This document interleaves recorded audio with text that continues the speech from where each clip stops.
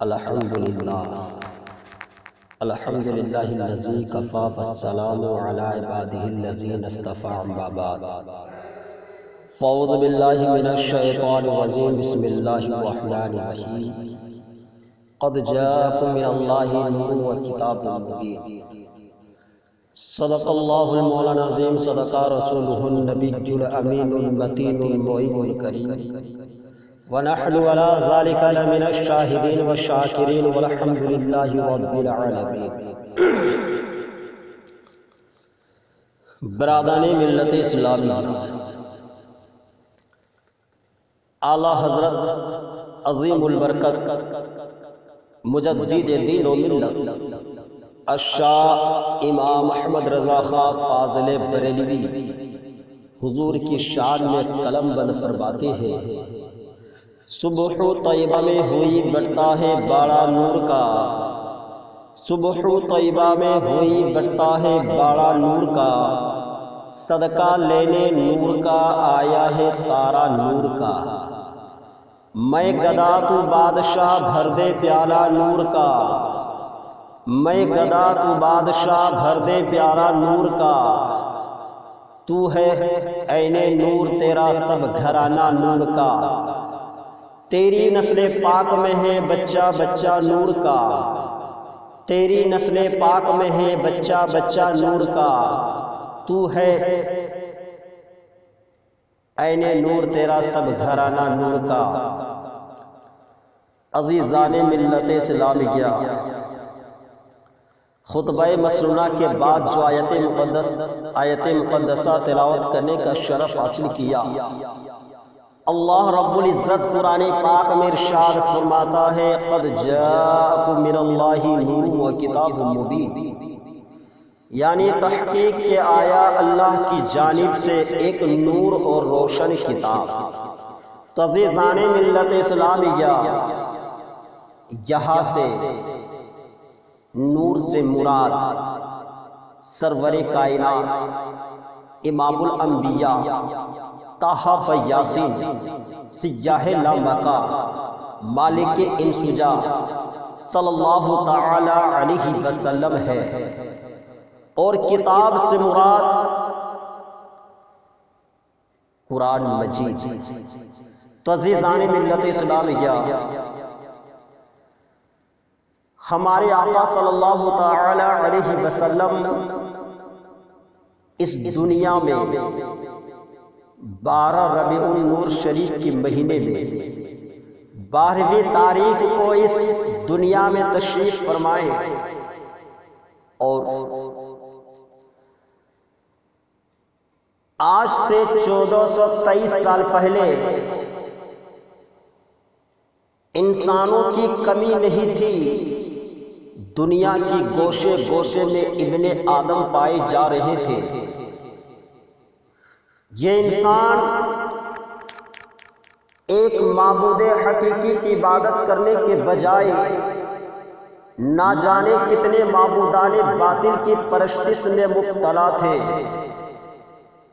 یہ انسان اپنے معبود کی عبادت کرنے کے بجائے جب سویرے سویرے اگتی ہوئی سورج پر اس کی نظر پڑتی اور سورج کی ساؤں کو دیکھ کر کے یہ انسان اپنی پیشانی کو جھکا دیتا تھا۔ جب یہ انسان اور جب سورج ڈوب جاتا، چاند کی تاریکی میں چاند کی چاندنی پھیلتی، تو یہ انسان کہتا اے چاند تو میرا معبود ہے۔ جب یہ انسان پہاڑ کی چوٹیوں پر نظر ڈالتا تو پہاڑ کے بڑے بڑے پہاڑ کو دیکھ کر کے یہ انسان کہتا اے پہاڑ تو میرا معبود ہے۔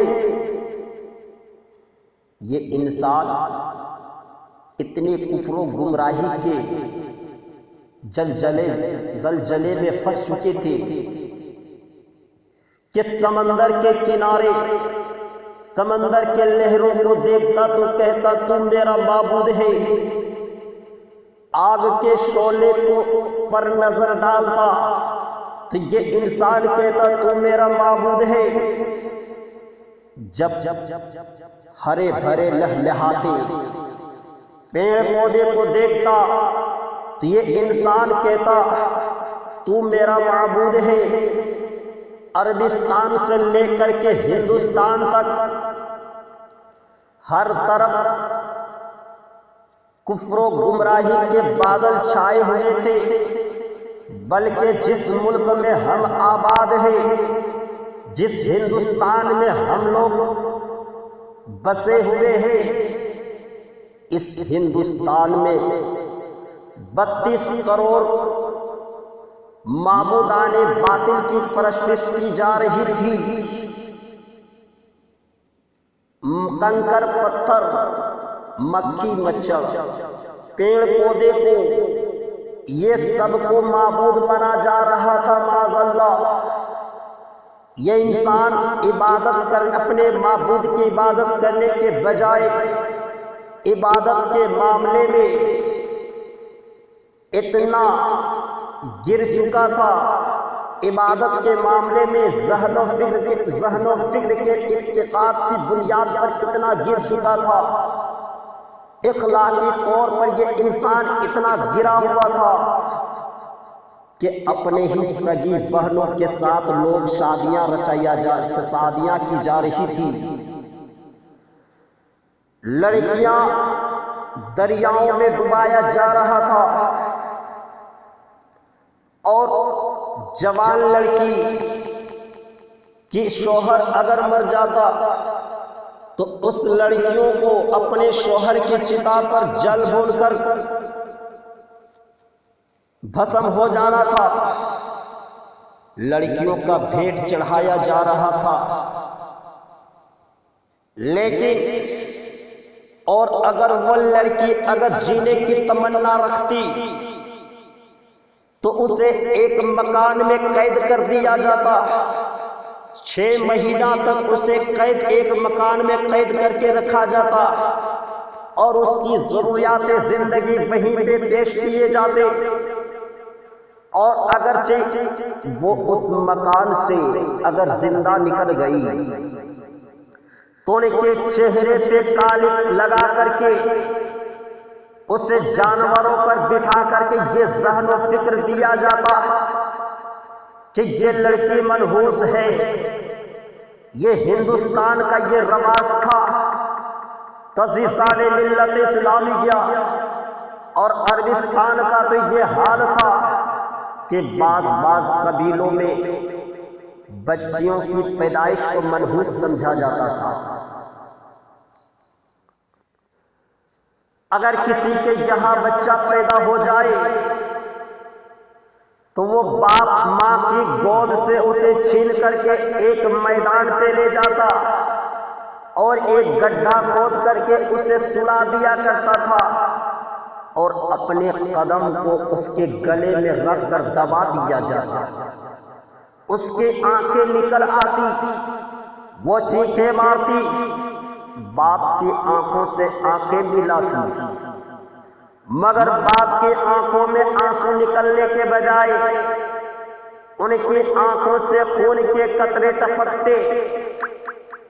ان کے چہرے پہ، ان کے سر پہ غصہ سے پسینہ آتا۔ وہ ظالم باپ اپنے ظالم بیٹیوں کو اس طرح زندہ درگور کر دیا کرتا تھا۔ یہ ہمیں تاریخ بتاتی ہے۔ وہ ماحول، یہ انسان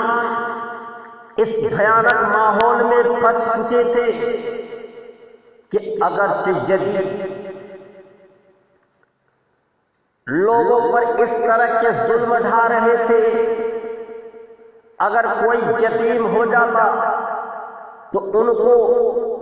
پالنے کے بجائے، پرورش کرنے کے بجائے، یہ انسان اس کی ان کی ناجائز جائیداد پر قبضہ کر لیتا اور اسے غلامی، اسے زنجیروں سے جکڑ لیا جاتا، اسے غلام بنا دیا جاتا، عورتیں سسکیاں لے رہی ہے، جوان بچے جنزیر میں جکڑا پڑا ہے، عورتیں آہیں مارتی ہیں، بچیاں سسکیاں لے رہی ہیں، سسکیاں لیتے ہوئے آخری کی جان جاتی نظر آ رہی ہے۔ وہ سماج میں انہیں کوئی جینے کا حق نہیں۔ کوئی انسان اگر اپنی زندگی کو اپنی جیون بتانے کے لیے اسے اجازت نہیں ہے، اور یہاں تک کہ ان لوگوں نے شرافت و تقدس کو، لوگ شراب پی کر کے اپنی ضروریات زندگی کو پورا کرتے تھے، اور وہی عربستان کے لوگوں نے زناکاری کو اپنا بہادری سمجھا کرتے تھے۔ عزیزان ملت اسلامیہ، ایک معبود حقیقی کی عبادت کرنے کے بجائے لوگ تین معبودان باطل کے قائل ہو چکے تھے معاذ اللہ۔ حضرت عیسیٰ علیہ السلام نے ایک معبود کی عبادت کرنے کا حکم دیا، نہ صرف فرمایا، تعلیم عیسوی کے 500 برس گزر چکا تھا، ان لوگوں نے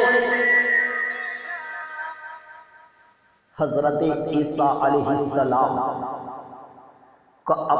کو اللہ کا بیٹا کہہ دیا، ان لوگوں نے حضرت عیسیٰ علیہ السلام کی ماں کو خدا کی بیوی کہہ دیا معاذ اللہ۔ لیکن پھر اللہ تبارک و تعالیٰ کا کرم ہوا ہم بندوں پر کہ آقا اللہ تبارک و تعالیٰ نے اپنے آخری پیغمبر حضور محمد صلی اللہ تعالی علیہ وسلم کو عرب دیش میں مکہ کی سرزمین میں خاندان قریش میں حضرت عبد المطلب کے گھر میں حضرت آمنہ رضی اللہ تعالیٰ عنہ کی بطن پاک سے مبعوث فرمایا،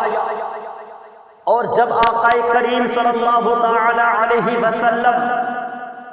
یہ دنیا میں بھور میں تشریف لایا، دوشنبہ کا دن تھا، سرور کونین صلی اللہ تعالی علیہ وسلم اس خاکدان گیتی میں تشریف لائے، تو میرے عقل نے سوال کیا کہ آخر اللہ تبارک و تعالی دین کے اجالے میں کیوں تشریف نہیں لائے؟ اگر وہ رات کی تاریکی میں کیوں نہیں تشریف لائے؟ تو عزیزان ملت اسلامیہ، ذہن نے جواب دیا، عقل نے جواب دیا کہ اگر آقا کریم صلی اللہ تعالی علیہ وسلم اگر رات کی تاریکی میں اگر تشریف لاتے تو یہ رات دین سے چیلنج کرتا، اے دین تیری کوئی حقیقت نہیں ہے، پیغمبر اسلام ہم میں تشریف لائے، اور اگر دین کے اجالے میں آقا کریم صلی اللہ تعالی علیہ وسلم تشریف لاتے تو یہ دین رات سے چیلنج کرتا، اے رات تیری کوئی حقیقت نہیں ہے، اس لیے کہ آپ پیغمبر اسلام مجھ میں تشریف لائے۔ تو عزیزان ملت اسلامیہ، لیکن اللہ تبارک